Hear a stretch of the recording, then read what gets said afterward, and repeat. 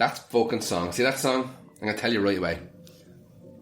I can't ever hear that song ever again. Why not? Because I DJ in town. Oh, yeah. And I can't do it. It's not for me anymore. Do you know, I can't do it. Do you know what my favourite thing about playing that song is? The fact that the intro is 20 minutes long and you can run out and get Not a beer just, and well, it does involve the intro. Every single girl in the place knows it's Edge of 17. Every single every girl. single bloke thinks it's Eye the Tiger starting. Yeah. Ding, ding, ding, ding, ding. They're waiting for that, and they're like, it's the Edge of 17. Or now that we're all old, Bootylicious, which is the actual sample. Is the actual sample from Edge of 17. Yeah, Stevie comes out with the Belladonna album. Yeah. It's I don't know, I don't really listen to the Belladonna album. Was that the one with is that the one Edge of 17, yeah, we'll stay on that, yeah. Because you don't know the other ones. Maybe you're jogging my memory. Is that the one where there's a couple of songs written by Tom Petty? Yes. Sorry, because it wasn't the first single. Stop Dragging My Heart Around. Yeah. It's technically the first single, but it's a duet, so I'm yeah. And it's also not very good. I don't care what anybody says. Oh, it's a fantastic song. You think so? Stop Dragging My Heart Around. Really? Yeah. It's a bit cheesy, but it's great. For me. So Edge of 17, the name of the song was actually written by Tom Petty's wife. All right.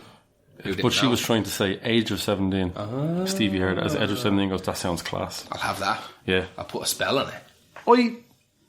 I always thought that this song was about sort of young love. I'm a few years old. It's about death. Really? John Lennon dying and our uncle. Alright.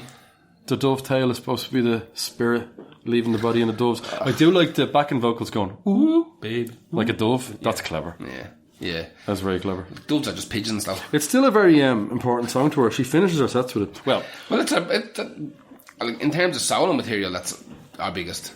Yeah, it is. By far. Of course it is. Like if you went to a Stevie Nicks gig where she's not going to be doing some Fleetwood songs. No, she does them at the end. Yeah. That's her encore. But I'm saying she finishes her set of her own songs with Edge of 17. But she says that it's still even now an emotionally triggering song. Yeah. I can see that.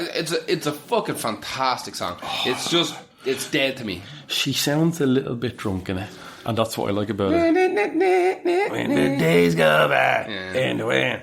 I love it. I just love how gritty it is, and it's. I know it was around that time where every music was getting a bit classic rockier, but it's a nice rock song. Oh, it is certainly. I love the intro. I love it's got a nice slow build up to it as well, especially when you're DJing. It's one of them wonderful ones. You've got a track that has a nice bleed out, and you find that's got the nice kind of bleed in, and you can just sit back and see if you nailed it. You know what I mean? Yeah, see exactly. if you nailed it. You know? And it's not too late to change the Bootylicious or Eye the Tiger if you can mix them quick enough. Yeah. No, you know what? It doesn't matter. Everyone loves that song. Yeah, everyone. There's not a person there that hates that song. I'm just done with it. I get that. I play it a lot. Every week I hear it. I feel a bit cheap when I play it sometimes. Do you ever get that? Like a cheap whore. Because I like listening to that anytime separately, but I know when I play it, it's too easy to get them. There's a lot of those songs that are over for me now. They're just done. We normally do, we have ideas to do like second versions of these podcasts, like volume 2, because there was a lot I cut off this as well. Yeah, it was a few out. I thought it would have been. So I don't know whether we should talk about them or should we just leave them for another podcast. I keep them for another one. Yeah, it's not a bad topic actually. Yeah, I'd keep them for another one. Solo breakout songs. Yeah, you could go full balls deep on a lot of them. Yeah. You could also go back to a lot of those songs and find kind of more cool stuff to add in about those songs. I did like that a lot of them were songs with a point to prove. There was a lot of times they left bands or were kicked. Well, I don't think anyone. Well, I always find the concept of the kind of breakaway album interesting. Far more interesting than just the big song. Yeah, because the big song is chosen from the album. You know what I mean? So they go in. Think of somebody like, let's go back to Ice Cube. So he's been touring all over the place with NWA, doing extraordinarily well, and then everything turns to shy. The lads are getting arrested, but it doesn't matter what they do to them, they're selling more records. Right? Yeah. It's happening. It's working. Yeah, bang, bang, bang, bang, bang, it's happening. So he decides, I'm not getting paid enough, Jerry's robbing everything on us, we need to get the fuck out. Nobody else wants to join him in leaving, so he says, well, I'll do it myself then. And sing a bit of an anti-Semitic line in one of my songs. Oh, listen, mixed with a homophobic it's one. Fucking... That's what they did. It's not part of the... You can't go back and delete history. We can't go back and delete history. We can just, in our heads, go, bold boy. Yeah, but exactly. Like back then, nobody it's not that nobody cared. It was just what they done, right? Listen, it's extreme music. I know it's not like it does still. I feel like it's not fucking behemoth, but it was extreme for its day. We've all learned a lot more about. Yes, it wasn't.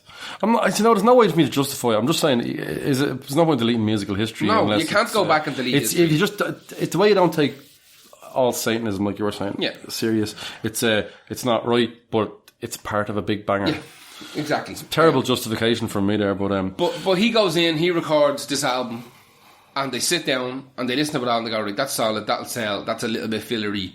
This is really good. That's absolutely incredible. That's pretty good as well. And then they decide, right, what's going to be a lead single after this? Mm-hmm. So, I don't think that was even the lead single, America's Most Wanted. Well, it was a single. Yeah, no, but it was the big song. Picking singles off an album must be difficult for a genre like hip hop.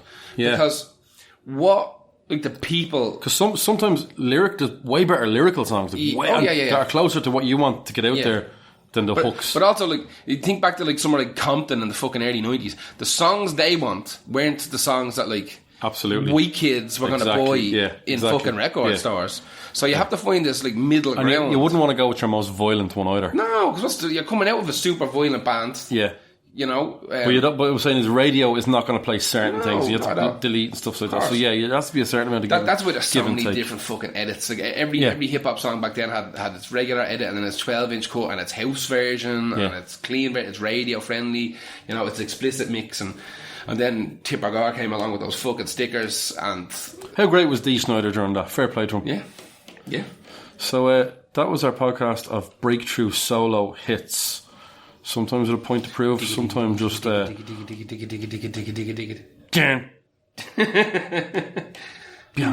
can you handle this? I don't think you can handle it. So enjoy the playlist. With the playlist, the link for the playlist is attached to the text of this podcast as usual, and we will see you again in about a week's time. Thank you very much.